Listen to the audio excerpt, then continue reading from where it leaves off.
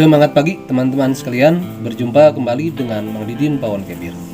Kali ini Mama akan menyampaikan tentang tata cara membuat kefir dari susu UHT. Jadi untuk membuat kefir susu UHT itu bahannya cukup dua saja. Yang pertama adalah susu UHT full cream ya, harus yang original, yang tanpa perasa ya, jadi yang tawar. Kemudian bahan yang kedua adalah ini bibit kefir grand ya. Bibit kefir grandnya sebanyak 50 gram. Susu UHT full creamnya yang tawar sebanyak 1 liter ya. Jadi untuk pembuatannya itu hanya cukup dua bahan saja. Kemudian kedua bahan ini kita masukkan ke dalam toples atau fermentor ya, yang kaca atau yang plastik food grade ya. Setelah dimasukkan kedua bahan ini ke dalam toples, kemudian diaduk dan ditutup rapat, disimpan di suhu ruang selama 24 jam. Boleh dimasukkan ke lemari khusus misalkan, atau di suhu ruang disimpan begini saja juga mampu, dan itu memfermentasi susu dengan baik ya. Nah nanti setelah 24 jam kita amati toplesnya. Kalau susu yang asalnya cair sudah nampak menjadi menggumpal ya, terlihat lebih kental, itu tandanya laktosa susu sudah dimakan oleh probiotik kefir dan diubah menjadi bakteri asam laktat yang kaya dengan probiotik ya, probiotik kefir. Nah itu sudah jadi susu kefir. Nah karena masih ada grain di dalamnya, silakan bisa diaduk saja dulu, kemudian disaring ya, boleh menggunakan saringan stainless atau saringan plastik.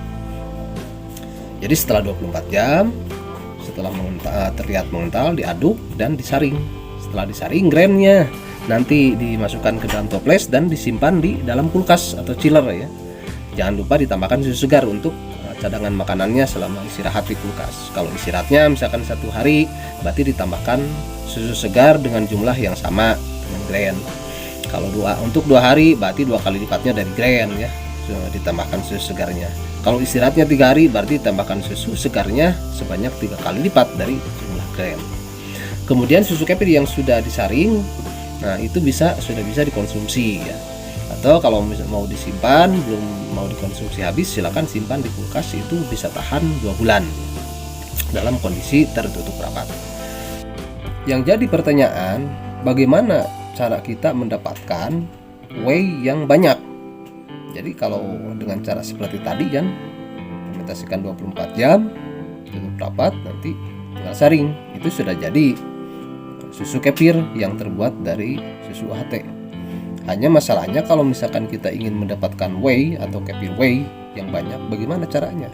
Nah, kalau kita mau mendapatkan kefir whey yang banyak dari pembuatan kefir susu UHT ini, setelah 24 jam dan disaring itu ya, kita jangan dulu simpan di kulkas. Jadi susu kefir yang sudah jadi itu, yang dari susu UHT, jangan langsung disimpan di dalam kulkas. Caranya begini, jadi susu kefir yang sudah jadi itu kita tutup rapat dan simpan lagi di suhu ruang selama 24 jam tanpa grain ya, karena grainnya sudah disaringkan, disimpan di dalam kulkas.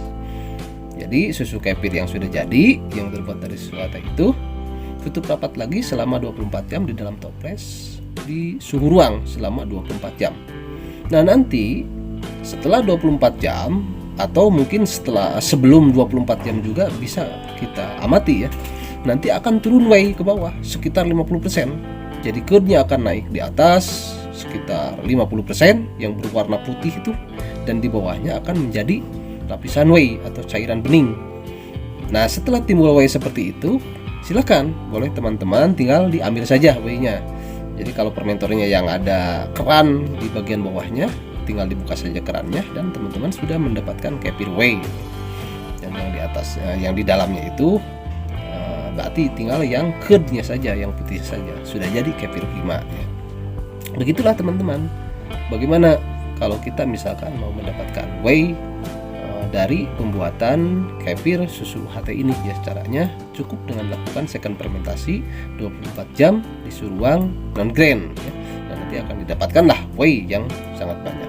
Begitulah teman-teman sekalian, bagaimana cara membuat kefir dari susu UHT itu. Demikian yang bisa Mamang sampaikan kali ini, mudah-mudahan bisa bermanfaat. Terima kasih. Wassalamualaikum warahmatullahi wabarakatuh.